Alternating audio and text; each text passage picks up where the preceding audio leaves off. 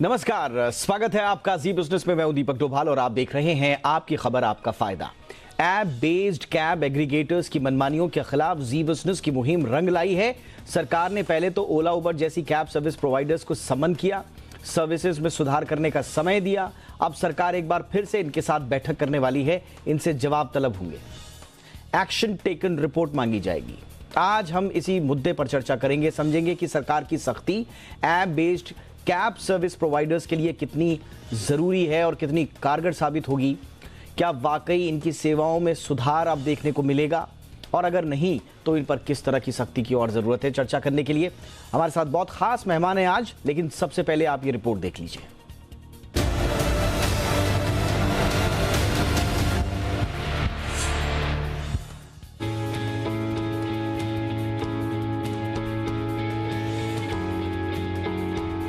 आपने cab book की, लेकिन कुछ देर बाद पता चलता है कि आपकी राइड कैंसिल कर दी गई है। कैब मिल भी गई तो उसकी गंदगी देखकर पूरा मूड चौपट हो जाता है।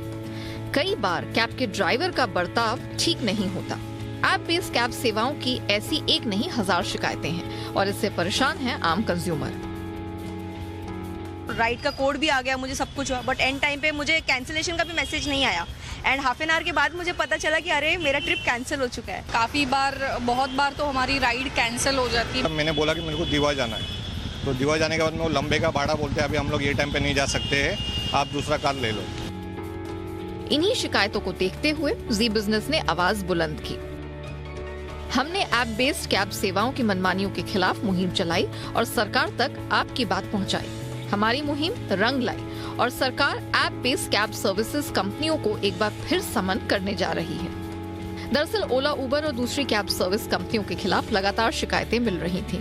इसी महीने बेंगलुरु में ओला के एक ड्राइवर ने एक महिला से राइड के बाद अधिक पैसे की मांग की। विरोध करने पर ड्राइवर ने महिला से बदतमीजी की। मुंबई में एक एक्ट्रेस को सुनसान जगह उतारने की कोशिश हुई। ऐसे कई मामले सामने आने के बाद जी बिजनेस ने मुहिम छेड़ी।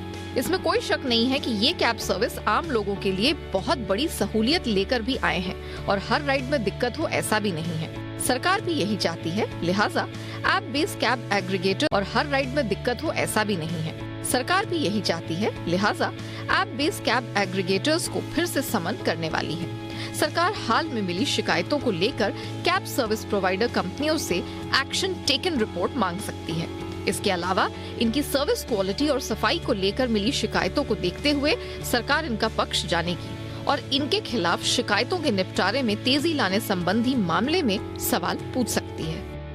जिन खास मुद्दों पर कैब एग्रीगेटर्स पर सरकार ने शिकंजा कसा है, उनमें कैब के ड्राइवर्स का खराब व्यवहार, बार बार राइड कैंसिल करने और राइड के दौरान एसी नहीं चलाने जैसी शिकायतें आम हैं। इसे लेकर सरकार ने ओला, उबर, मेरू, रैपिडो और जुगनू जैसी कैब और राइड एग्रीगेटर कंपनियों के प्रतिनिधियों को पहले भी तलब किया है, जिसमें सरकार ने इनकी सर्विस में सुधार को लेकर चेतावनी दी थी। इसी कड़ी में ग्राहकों के हितों की सुरक्षा करने वाले रेगुलेटर सीसीपीए ने इनसे जवाब मांगा।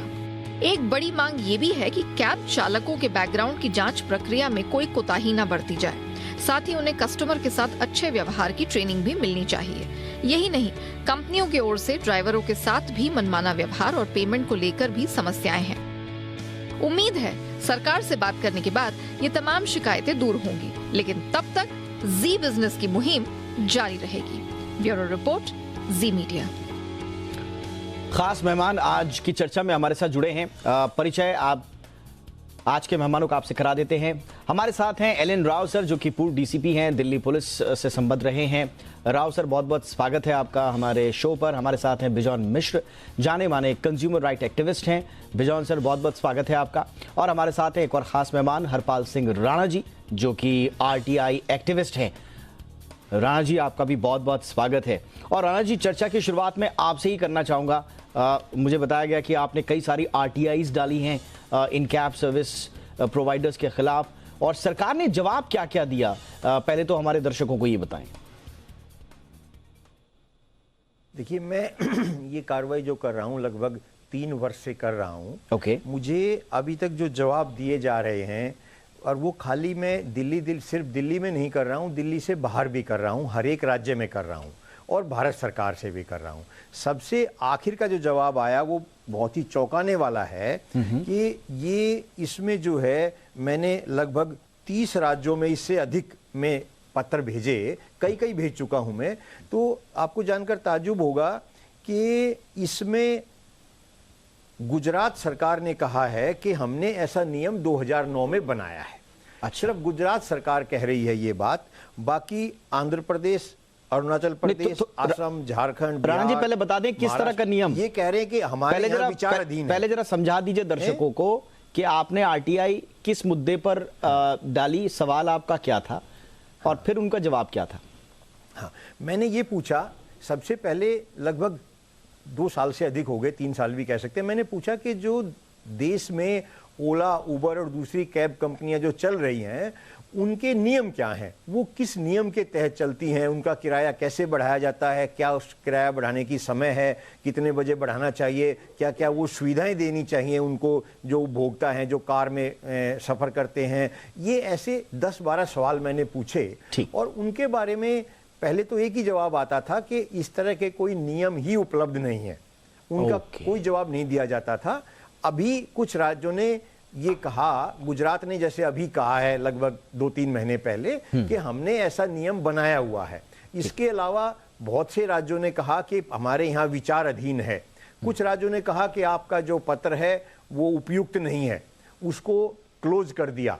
तो कहने का मतलब ये है कि जो मेरे आपका पत्र यानी कि आपके सवाल ही उपयुक्त नहीं मिला। हाँ, उन्होंने नहीं, ये मैं बात कर रहा हूं जो मैंने शिकायत भेजी थी कि लागू किया जाए, तो उन्होंने कहा कि आपका जो ये पत्र है ये उपयुक्त नहीं है। ये ऐसा भी कुछ व्यक्ति इसने कहा है। हाँ, बताइए। हाँ, यानी कि आपने कुछ राज्यों को कहा, किन राज्यों को आपने कहा कि इनके बारे में आपको जो है नियम बनाने चाहिए और उन्होंने कह दिया कि ये उपयुक्त नहीं है? देश के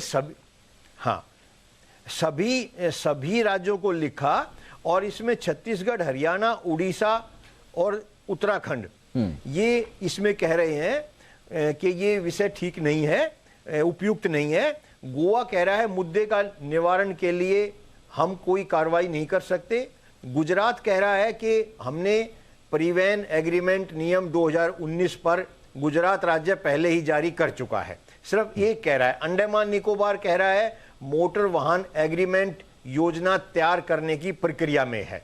अच्छा, तो इसके अलावा जो विचाराधीन है इसमें आंध्र प्रदेश, अरुणाचल प्रदेश, असम, झारखंड, बिहार, महाराष्ट्र, मणिपुर और पंजाब, इसमें ये विचाराधीन है, ये अभी कहा जा रहा है मेरे। ओके, तो यानी कि सार अगर निकाला जाए तो सार ये है कि देश के गुजरात को छोड़ दिया जाए। गुजरात कह रहा है कि हमारे पास नियम है 2019 के, उसको छोड़कर पूरे देश में किसी के पास कोई नियम नहीं है, कहीं कहीं विचाराधीन है और कहीं तो नियमों पर बात भी नहीं हो रही है।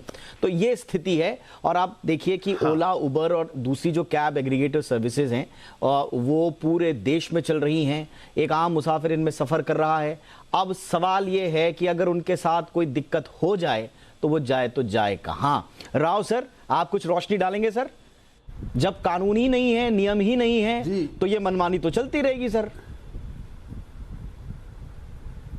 बिल्कुल आप सही कह रहे हैं, क्योंकि हर चीज कोई न कोई कानून के हिसाब से, हम संविधान के हिसाब से या अपने देश के कानून के हिसाब से हर काम करते रहते हैं। और खास तौर से जो ट्रांसपोर्ट का काम है उसके लिए मोटर नियम अधिनियम, मोटर गाड़ी अधिनियम है और दूसरे उसके रूल्स हैं, वो सारा एमवी एक्ट जिसे अंग्रेजी में कहते हैं और एमवी एक्ट रूल्स कहते हैं, उसके तहत सारे की सारी कार्रवाई होती है। और ख़ास तौर से जब ओला और उबर ये सर्विसेज जब आई हैं यहाँ पे इंडिया में और सारे ऑल ओवर इंडिया ये काम कर रही हैं, तो उनके लिए भी नियम, कायदे, कानून बने होने चाहिए। अगर किसी स्टेट ने नहीं बनाए हैं तो ये वास्तव में फिर अपनी मनमर्जी करेंगे, क्योंकि इन पर कोई अंकुश लगाने वाला कानून तो है नहीं।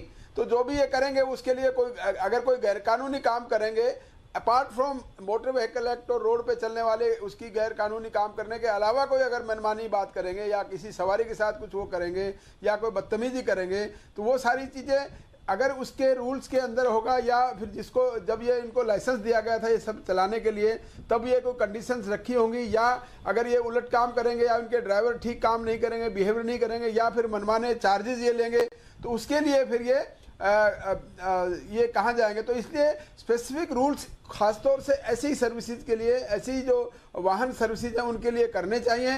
वैसे अगर देखा जाए तो मोटर व्हीकल एक्ट में इटसेल्फ एक कानून है कि अगर ओवर चार्जिंग करते हैं तो उसके लिए भी मोटर व्हीकल एक्ट में सजा का प्रावधान है, या कोई मिसबिहेवियर करता है उसमें भी सजा का प्रावधान है, या कोई भी जैसे मान लो किसी सवारी के साथ ये कोई छेड़छाड़ करते हैं तो वो आईपीसी के अंदर प्रावधान है। वैसे हमारे देश में कानूनों का तो कोई कमी नहीं है, हाँ, लेकिन खास तौर से इंडिविजुअल केसेस को, स्टैंड अलोन केसेस को आप जो है कानूनी उस पे प्रोटेक्शन है, ऐसी बात नहीं है, लेकिन वो दूसरे कानून है। एक स्पेसिफिक इस दिशा में कानून लाने की बहुत आवश्यकता है, इसमें अब कोई शक रह नहीं जाता।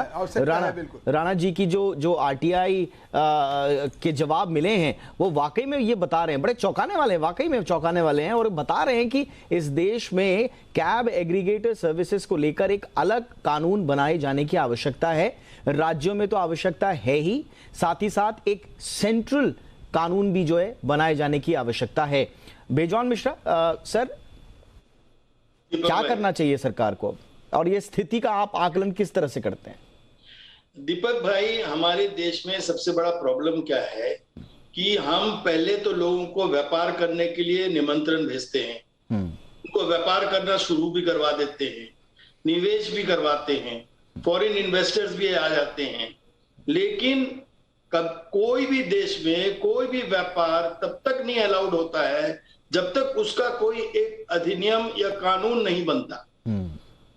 केवल इंडिया में हम देखते हैं कि पहले तो व्यापार शुरू हो जाता है, फिर अधिनियम या कानून के बारे में बातचीत शुरू होता है। ये क्यों? हम बार बार यही कहते हैं, यदि आप ई कॉमर्स को बढ़ावा देना चाहते हो, आप एग्रीगेटर्स को बढ़ावा देना चाहते हो, तो पहले तो उनका एक नियम कानून लाइए देश में। जब तक आप वो नहीं लाएंगे तो आप कहां से उपभोक्ता संरक्षण करेंगे, आप कहां से कॉमर्स को भी डेवलप करेंगे?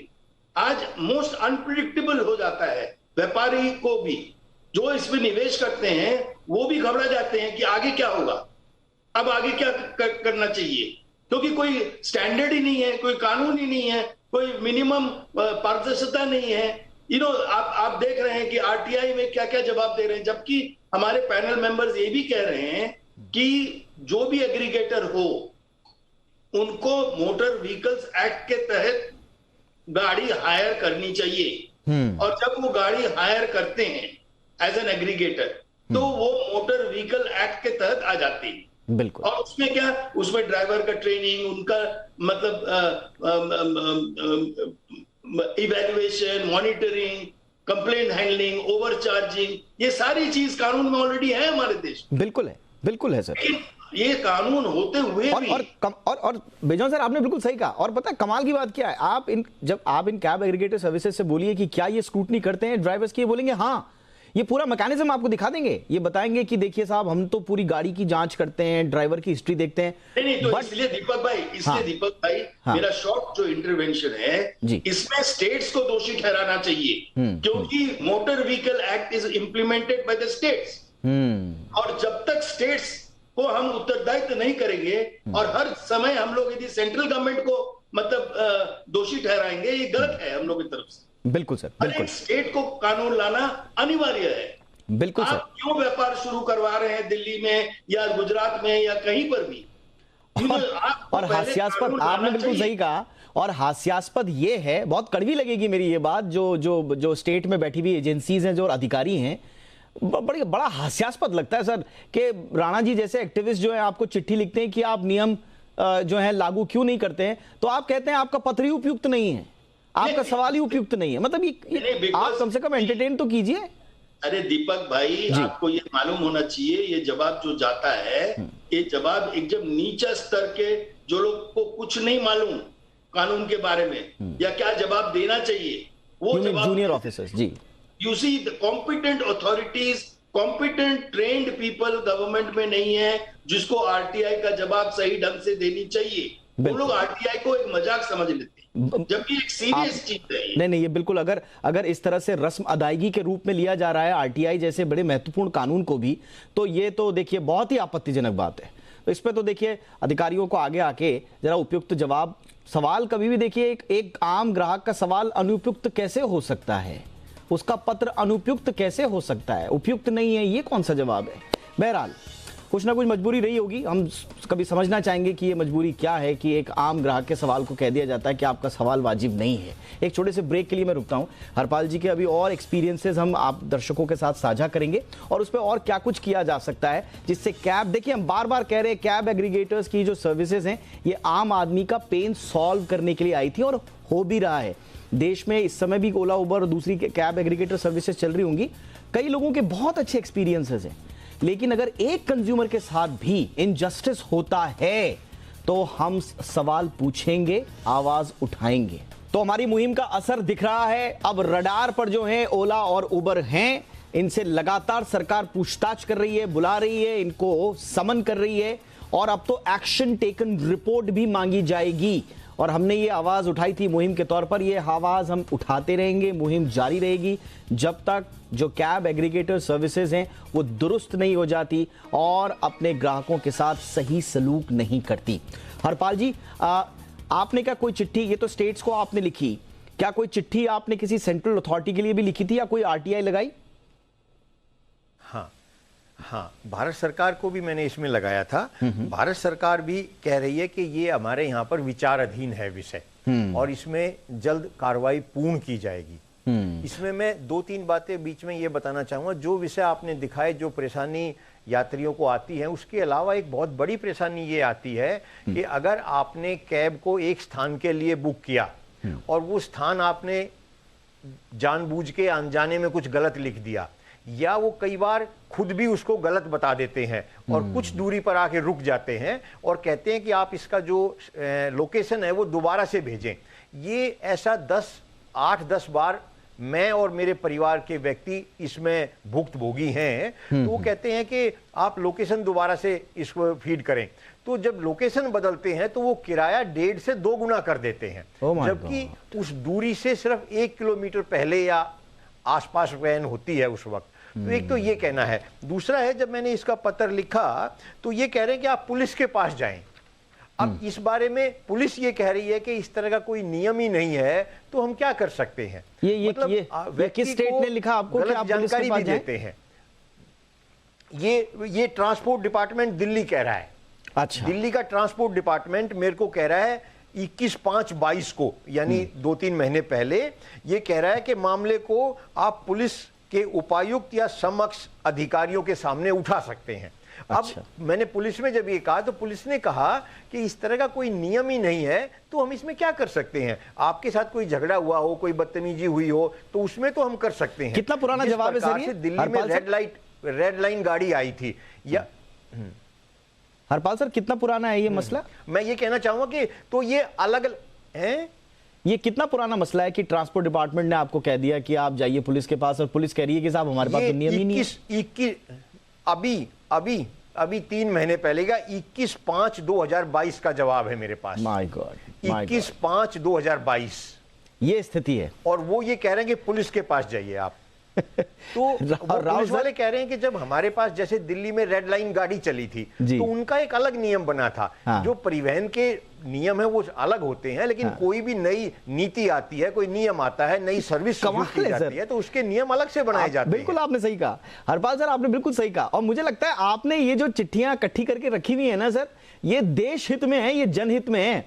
इसको आप मैं थैंक यू बोलना चाहूंगा आपको कि आपने मुखर की अपनी आवाज और कम से कम एक आईना दिखाया है दुनिया को, देश को और देश की जनता को कि देखिए ओला, उबर और दूसरी कैब एग्रीगेटर सर्विसेज के खिलाफ अगर आप रिपोर्ट करने जाएं, शिकायत करने जाएं, तो सरकार आपको पुलिस के पास भेज रही है और पुलिस कह रही है साहब हमारे पास तो नियम ही नहीं है। इतना ये ऐसी स्थिति, राव सर क्या कहेंगे सर? मैं तो कुछ कह ही नहीं पा रहा हूं, आपके पास है कुछ टिप्पणी करने के लिए?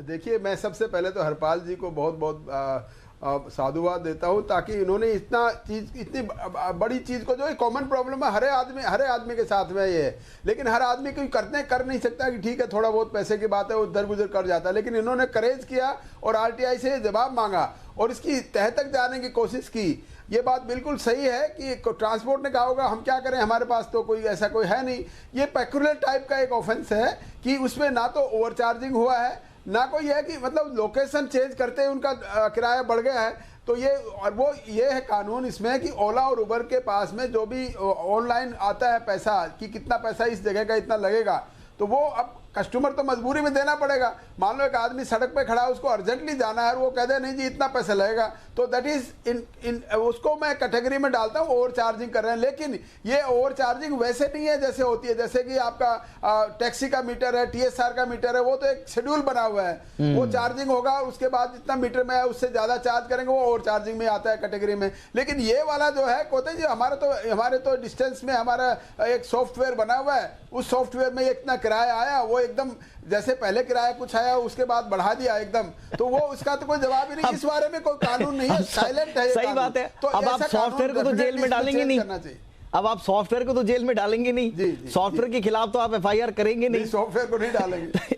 एब्सोल्युटली। तो इनको मालूम है कि टेक्नोलॉजी, एब्सोल्युटली इनको मालूम है सर कि टेक्नोलॉजी को जवाबदेह ठहराने के लिए, उस सर्विस को जवाबदेह ठहराने के लिए भारतीय कानून में उतने प्रावधान नहीं है, हमारे सिस्टम में उतने प्रावधान नहीं है। इसी का फायदा बताना चाहूंगा। बताइए। एक मिनट रोक सकता हूं आपको। हाँ जी। ये देखिए, ये जो कंपनीज आई है ना जितनी ओला और उबर, पहले आपको याद होगा ये पहले फ्री राइड देते थे या राइड में से आपको डिटेक्शन देते, मतलब आपको ये हम इंडियंस को ये यूज टू कर दिया इन्होंने कि यही हमको यूज करें, क्योंकि इनको मार्केट मालूम है कि इंडिया में इतना बड़ा मार्केट है पैसेंजर्स का। तो यहाँ पर शुरू में इनको आदत डाल दो, खराब आदत डाल दो, उसके बाद जो मर्जी वसूल लो, उसी पद्धति पे उसी पॉलिसी पे चल रहे हैं, ताकि बहुत ज्यादा पैसे अब ये इकट्ठा बनाने लगे हैं। जो पहले ये फ्री राइड यही इसी पर्पज से दे रहे थे, आदमियों को ये लालच में डाल रहे थे कि हाँ हमारी सर्विसेज यूज करो। और जो करने लगे हैं तो अब ये सारी इलीगल एक्टिविटीज कर रहे हैं। एब्सोल्युटली। और इस पे सरकार को संज्ञान लेना चाहिए। अब बैठक में इनसे जवाब तलब किया जाएगा। बेजोन सर, आपका शार्प कमेंट। दीपक भाई, हम केवल दो चीज बोलना चाहेंगे। एक तो पहले जी टीम को बधाई। Thank you. यदि जी टीम इस मुद्दे को लेकर इस ढंग से नहीं ले जाते तो आज ये मुद्दा हम लोग के बीच में, पब्लिक के बीच में नहीं आता। Number 1। Thank you sir. Number 2, Harpal ji, आप जितना डॉक्यूमेंट्स इकट्ठा किए हैं उसको आप डायरेक्टली चीफ जस्टिस को सुप्रीम कोर्ट में भेज दीजिए by post. As a public interest litigation supreme court suo motu ये केस को लेकर डायरेक्टिव देंगे सरकार की तरफ। हम आपको ये आश्वासन देते हैं कि आप यदि ये काम करेंगे, आप ऑलरेडी बहुत बड़ा काम किए हैं देश के लिए, और आप प्लीज सबूत के साथ चीफ जस्टिस को भेज दीजिए सुप्रीम कोर्ट में as a public interest litigation. वो तुरंत आपका बात को रखेंगे और नोटिस इशू करेंगे सरकार। बेजोन सर, मैं चाहूंगा आप इसमें पूरी हेल्प करें हरपाल जी की, और इस केस रेडी है। आपको मालूम है हम 24 घंटा बिल्कुल सर, आप पे पूरा भरोसा भी है। हम भी अपनी जो भूमिका निभानी है वो निभाएंगे। राणा सर, आप इस मुहिम को आगे ले जाएं जैसा कि सर बता रहे हैं, और हमारी जो भूमिका होगी वो हम पूरी निभाएंगे, और हम ये सुनिश्चित करेंगे कि एक आम आदमी को, हरपाल सिंह राणा जैसे आम कंज्यूमर को, जो कि जिनकी तादाद शायद हजारों लाखों में है, उनको इंसाफ मिले। थैंक यू सो मच, आपने वक्त निकाला। आप तीनों महानुभावों का शुक्रिया। Harpal ji, thank you so much sir वक्त निकालने के लिए। Bijon sir, thank you so much, वक्त निकाला आपने। Rao sir, thank you so much sir. आपकी खबर आपका फायदा में इतना ही। इजाजत दीजिए, नमस्कार।